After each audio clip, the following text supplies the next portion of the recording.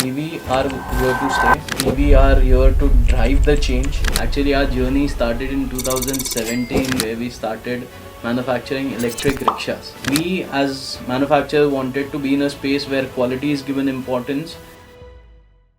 Hello, ladies and gentlemen. Today we are joined by a very special guest on our podcast. He is a man who has been very conscious about green mobility. He started his career with Lovato, Italy, manufacturing and distributing CNG kits for vehicles, and as you know, they're very popular today. And after that, he decided that he wanted to venture into a greener space. And we have with us Mr. Nemin Vora, the CEO of Odysse Electric Mobility. Hi Josh, thank you. Very glad you could make it here, Nemin. Thank you very much for coming. My pleasure. So, we all know Odysse Electric as a manufacturer who was among the first movers in the Indian electric vehicle space. Right. And let's begin with something interesting. Can you tell us something that we don't know about Odysse Electric, something that's not easily available on the internet? Odysse Electric Vehicles was not my first venture into the EV space. Actually, our journey started in 2017 with a different company where we started manufacturing electric rickshaws. That is where our journey in the EV space actually started.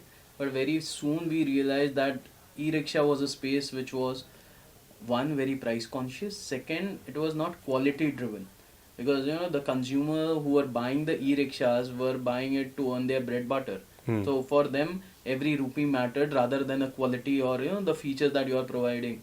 And we as manufacturers wanted to be in a space where quality is given importance, features, the IP of the product is given importance rather than just the price. We didn't want to be in that price war market, and that's where we pivoted in 2019 to two-wheelers, and the journey of Odysse Electric Vehicles started.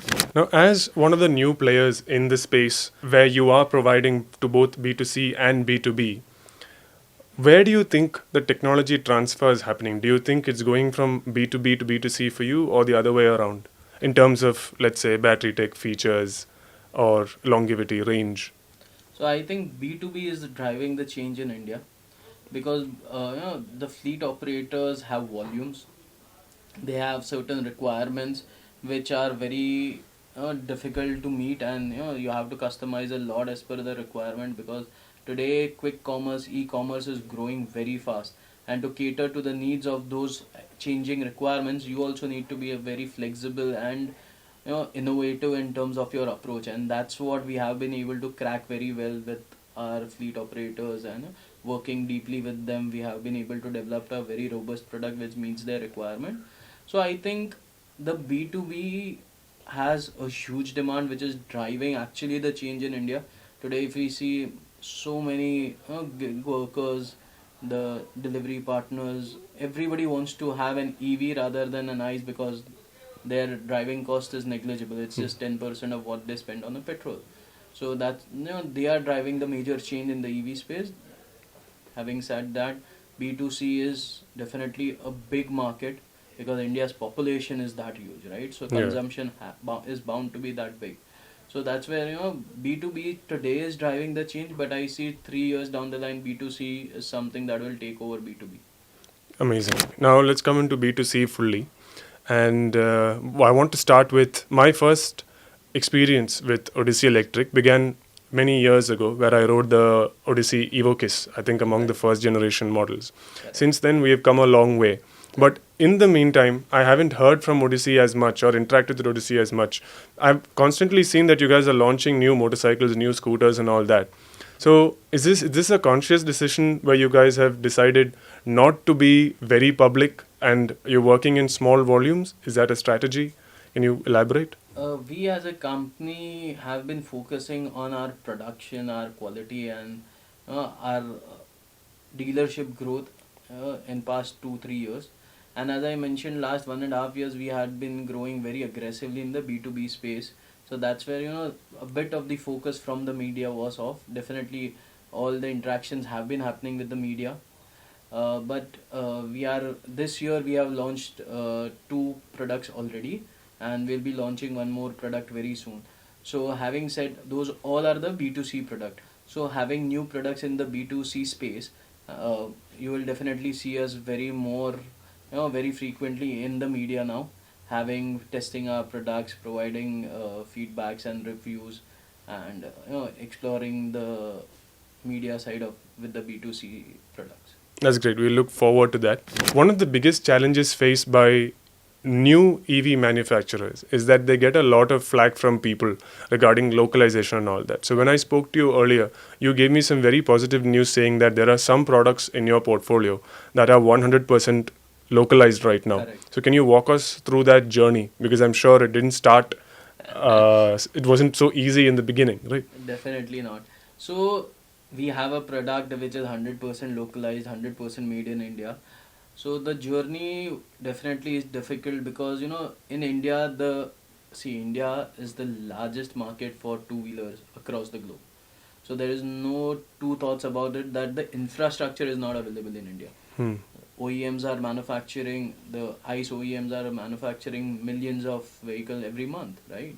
So the infrastructure is that, but the intent to support the new age EV players which have small volumes or compared to them very mid volumes, because the ICE OEMs buys in lakhs of numbers every month from them and we request in thousands. So that's where there is that thought process difference that I don't want to cater to somebody asking me few hundred or thousand pieces. Better I focus myself on those people who are asking me in lakhs. That was the initial thought process if you talk 5 years down the line back. But recently in past 2 years there has been new players coming in the space.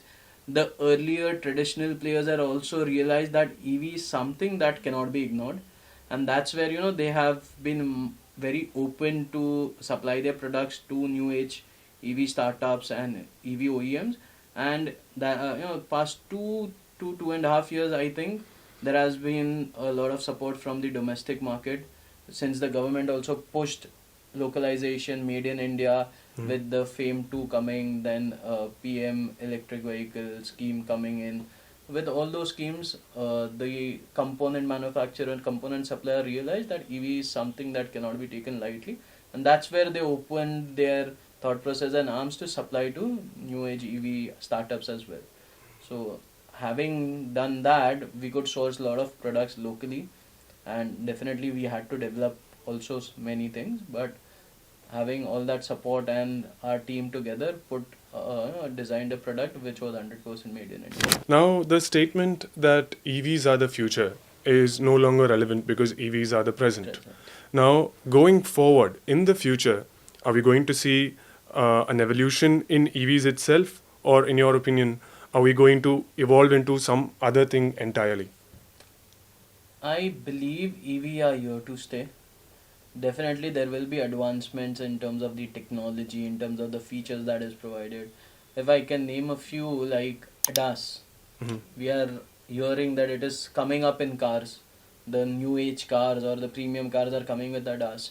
But I have myself seen certain scooters where people have started working on ADAS, and we ourselves are also working on that technology in a scooter, Mhm. which was never heard of earlier. Like Correct. ADAS is something that you don't even think it would come in a scooter, but yes, it is. We are working as a company. There are other companies who are also working on this technology now. So whatever technology I think will be in the two-wheeler will be driven by the EV, because ICE are more or less stagnant in terms of the features. But you see any EV company, they are coming up with the best in class features, but the most premium and new age features or the solutions I can say are coming in EVs. So EV are here to stay. EV are here to drive the change, Mhm. and I believe EV will be the will take over the market in next 3 to 5 years compared to ICE. Okay. So my experience with ADAS in motorcycles has largely been with the Ducati Multistrada, which uses radar units at the front and rear to do adaptive cruise control Correct. and a few other lane departure and all that. So Correct. would you be able to shed some light on what we can expect from Odyssey in that? So we are still working on that. We are very new in that space.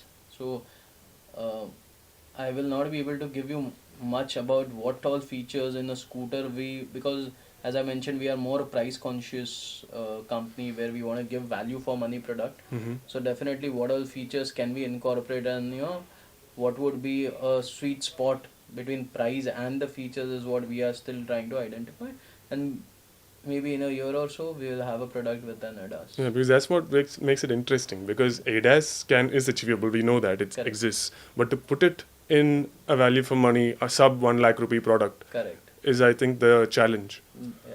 So that's where we have been working, and I think it's achievable. Okay, then I think that's something that we will definitely look forward to because that's intriguing. I haven't heard of that from anybody else so far. One thing that a lot of people, including me, didn't know about Odyssey was that you have gone international. Right. So could you shed some light upon that? We are present in 5 countries globally today. So apart from India, we have dealership in Nepal, and we have also exported our products to Kenya, Philippines, and Peru.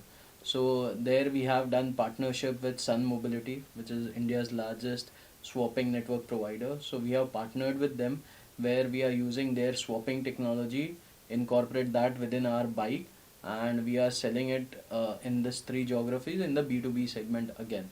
Hmm. So that's where we are present in 5 countries globally, and we definitely plan to grow internationally in many more markets like Tanzania, Uganda, and other places. Yeah, what's interesting for me about that is not only are you in 5 different countries, they are in different continents also. Right. Like when people move, they are try to go to the APAC or ASEAN market and then move to other places. But you've Correct. taken the bold step of going to different continents entirely. So we are testing waters in different places. Hmm. So once we are sure, like the African continent is a no-brainer. Everybody knows there is huge consumption, huge requirement for bikes, and EVs is growing. So it is one of the key markets for us. But we are getting good traction also from Philippines and Peru. So we are definitely testing the waters, and these are early days. But I'm sure many more countries are there to follow.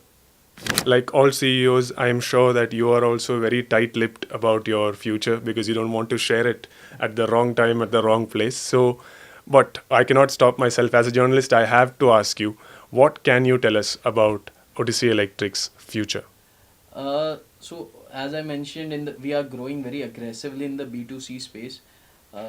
We have very well established in West, South, East. So now we are going to take North India as our next step, and going to grow aggressively in North, along with definitely the other 3 parts as well. And right now we are at a strength of 65 plus dealerships, but by next year we plan to cross at least 100 plus dealerships in next year. So we are 6 months down the line, and we will definitely cross 100 plus dealerships by next year. Okay. So in the B2C space, we are growing in terms of dealerships. As I mentioned, we have already launched 2 products this year, and we'll be launching one more product very soon. So that is what we are focusing in next 6 months to 1 year. And moving forward, definitely, as I said, international expansion plans are something that we are focusing ourselves a lot on. A few of India's EV startups have already sought IPOs and received them, and some others have gone on to advanced rounds of investment. Now, Odysse Electric, you are still under the Vora Group umbrella, right? Correct. So, what is your plan for financial aid or investment going forward? So Odysse is a part of Vora group of companies, right? There we are still bootstrapped, but we will be raising our first round very soon. So we are waiting for a period where we achieve respectable turnover, have a product market fit. Then we wanted to be very clear what we want to do, where we want to do, have clarity in terms of the geographics, in terms of the price range where we want to be, or the markets that we want to focus on. Having done all of that, I think now we are prime for having that accelerated growth, and that's where we will be raising our first round of funding very soon. And by this financial year close, we'll have our round closed for the pre-series A. That's great news. That was a very interesting conversation, Nemin. Thank you for coming in. Thank you for telling us about the future for Odysse Electric as well. And Mad Autotech wishes you the best. And we look forward to testing some of your products. Thank you, George. Definitely, I also look forward to having your feedback, and I'm sure you will enjoy the ride. All right. Thank you, Nemin. Thank you very Pleasure. much. Thank you.